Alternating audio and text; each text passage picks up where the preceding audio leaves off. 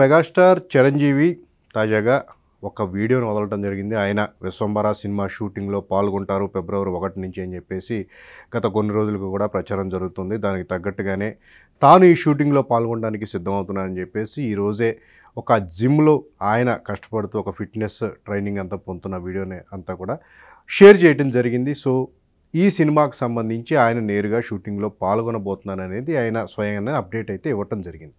ఎప్పటి నుంచో కూడా విశ్వంబర సినిమాకు సంబంధించిన షూటింగ్ అనేది కొంతమేర జరిగింది. దీనికి సంబంధించి సంక్రాంతికి కూడా ఈ కాన్సెప్ట్ను బేస్ చేసుకుని ఒక విఎఫ్ఎక్స్ వాటన్నిటిలో కూడా కలగలిపి ఒక వీడియోని విడుదల చేయడం జరిగింది. అంటే ఈ సినిమా ఏ స్థాయిలో ఉండబోతుంది అంటే 3-4 లోకాలకు సంబంధించిన కథగా కూడా ఇది ఉండబోతుంది. సరికొత్త ప్రజెంటేషన్తో ఉండబోతుంది.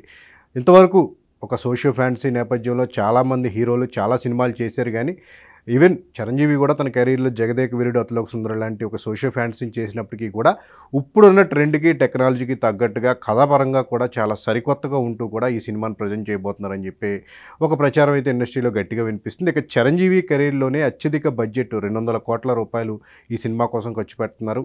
విఎఫ్ఎక్స్ కోసమే దాదాపు 100 కోట్ల వరకు కూడా బడ్జెట్ అయ్యే అవకాశం ఉంది అని చెప్పేసి అంటున్నారు. ఎక్కడా కూడా కాంప్రమైజ్ కాకుండా, ఎందుకంటే ఇది చిరంజీవి కెరీర్లో కొద్ది సంవత్సరాల క్రితం ఆయన ఒక సినిమా సైరా నరసింహారెడ్డి అనే ఒక పాన్ ఇండియా సినిమాని చేయడం జరిగింది. అది తెలుగులో మంచి 100 కోట్ల వరకు కూడా వసూలు సాధించినప్పటికీ కూడా పాన్ ఇండియా వ్యాప్తంగా తన ప్రభావం అనేది చూపలేకపోయింది.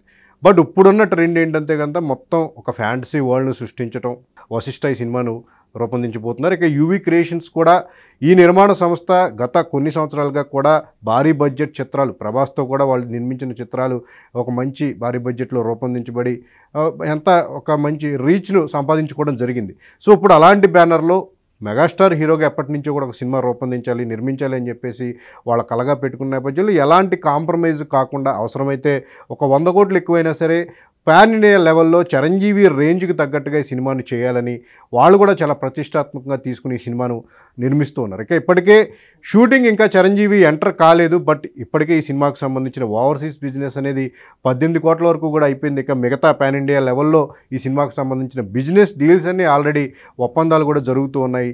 ఓటీటీకి సంబంధించిన ఒప్పందం కూడా మాట్లాడుతూ ఉన్నారు. అంటే కనుక సో ఇది ఈ సినిమాకున్న క్రేజ్ ఏ రేంజ్లో ఉందనేది మనం అర్థం చేసుకోవచ్చు.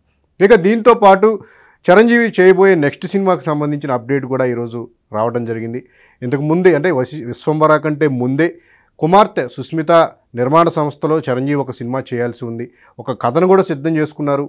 అలాగే కళ్యాణ్ కృష్ణ దర్శకుడిగా ఉంటారని చెప్పేసి అనుకున్నారు. బట్ బోళాశంకర్ పరాజయం పాలైన తర్వాత చేస్తే పెద్దగా చేయాలి, గ్రాండ్గా చేయాలి, ఆ రెగ్యులర్ కమర్షియల్ ఫార్మాట్లో కాకుండా సంథింగ్ స్పెషల్గా ఉండేలాగా సినిమాలు చేయాలి అని చెప్పేసి చిరంజీవి డిసైడ్ అవ్వడం, అర్ధాంతరంగా అప్పుడు కళ్యాణ్ కృష్ణతో చేయాలనుకున్న సినిమాను ఆప్ చేయడం జరిగింది.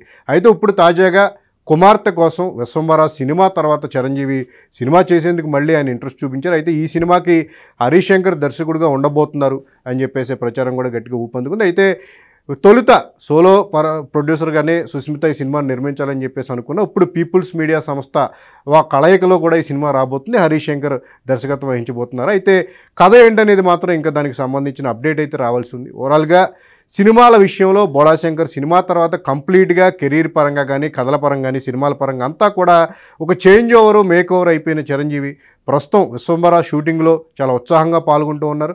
తదుపరి సినిమాలకు సంబంధించిన అప్డేట్లను కూడా ఎప్పటికప్పుడు ఫ్యాన్స్కు తెలియజేస్తూ మళ్ళీ సినిమాల విషయంలో కూడా చాలా బిజీగా మారుతున్న పరిస్థితి మనకు కనిపిస్తుంది.